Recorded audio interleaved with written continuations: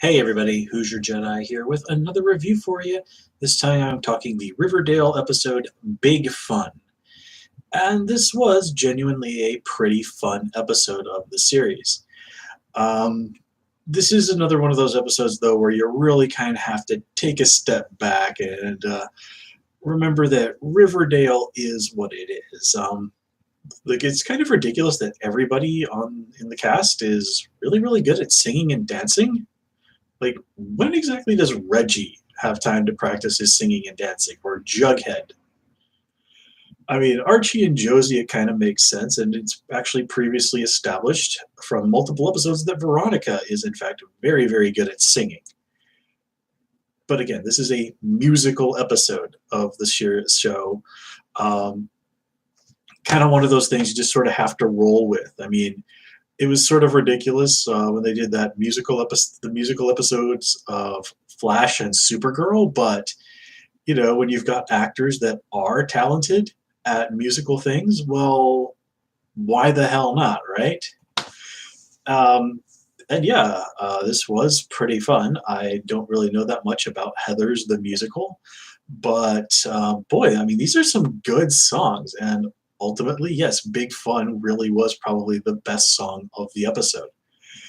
So yeah, this is not a show that's meant to be taken seriously, and it's also kind of like, don't take this seriously to the degree that it kind of feels like they think they can just do whatever, and even if it doesn't make any sense. I mean, that's kind of basically one of the reasons why, in spite of Matt Ryan, I gave up watching Legends of Tomorrow, because I just could not stand the show's sense of humor anymore.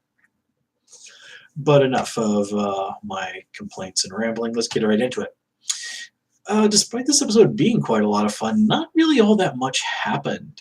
Like Archie and Josie officially decided to become a couple.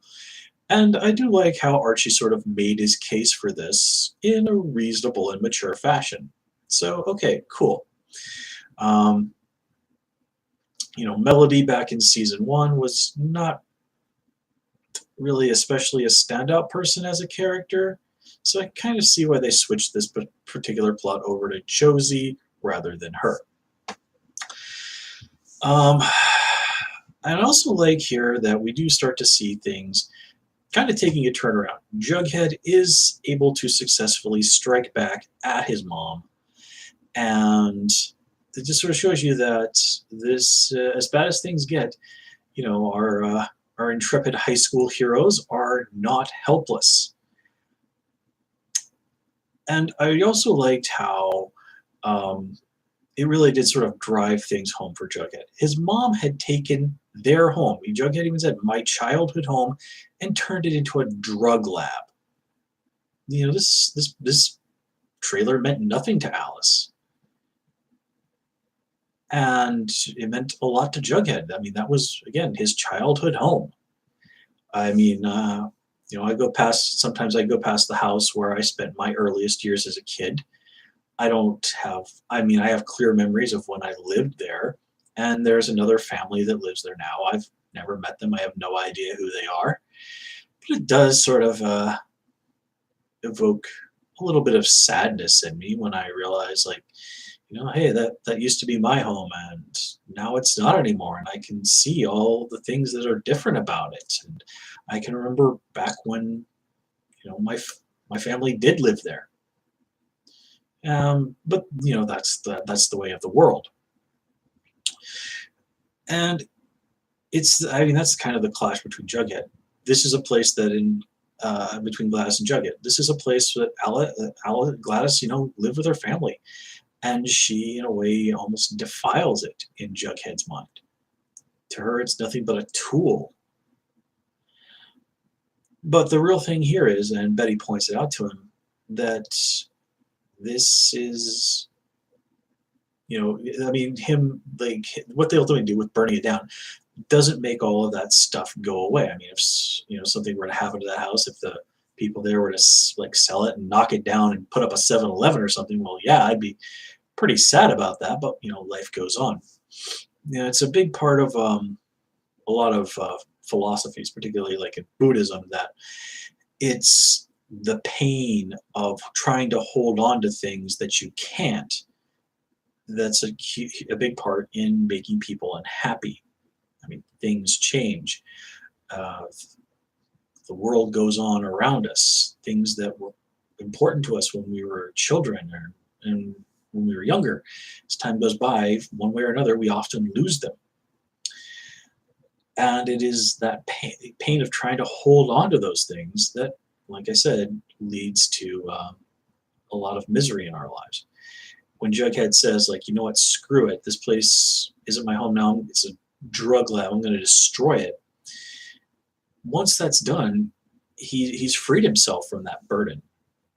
It doesn't take away any of his memories. It doesn't take away, um, the connection that he has with his father or his sister.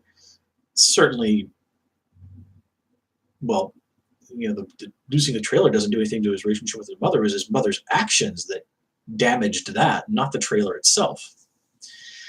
So that's kind of why you see later when Jughead is in the car with Betty, he's in a way almost giddy over it. He has, like I said, he's freed himself, and he showed that, I'm not going to let my connection with my mother stop me from doing what's right. She's the bad guy here. She's trying to hurt this town. She is a threat to people that I care about. I mean, Gladys made it quite clear, like, oh, I'll rat your mom out to hire him and he'll have her killed. And speaking of which, Veronica continues to try and save her family, even though that's a terrible idea. Her father has repeatedly made it clear he will murder her mother if she defies him. We have been over this. And, that's the same thing that's going on with Veronica, is that she can't let go of wanting her family to be something that it's not, and honestly never was. She's trying to force her family back into being this illusion that she lived most of her life under before she realized exactly what sort of man her father really was. And even then, when she realized he was a criminal, she didn't quite understand that he had basically kind of, according to her anyway, had Hermione under his thumb probably since essentially their high school days, and that she was terrified of him, and that he would legit kill her if she ever really seriously defied him.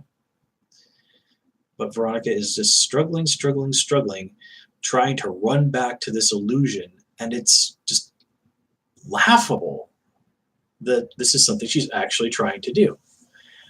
And the continuation of this is just really getting ridiculous. I mean, people can delude themselves to a truly epic degree. There's no doubt about that. But this is just becoming the part where it's becoming bad for the story itself. Anyway, I think we've covered that sufficiently. To wrap things up, the stuff with the musical and finding out that Edgar Evernever has gotten Weatherby into his cult. I had forgotten that they had actually cast Edgar this season. But I think he's still going to be set up as sort of being the big bad for the next one. Sort of like, okay, who else is going to fall into the cult before they sort of deal with him by the end of next season, is what I'm guessing is going to be going on. It just sort of felt weird that the cult people were the only ones who stood up and clapped at the end of what was clearly an excellent musical performance. Everybody else is just sitting there like, that was shit. Again, this makes absolutely no sense to me whatsoever. Yeah, that's really all I've got for you this time, guys. Again, I do kind of have to apologize for the timing on these, the delays on these reviews. I've been trying to get back to the more proper regular review schedule, but I've actually had to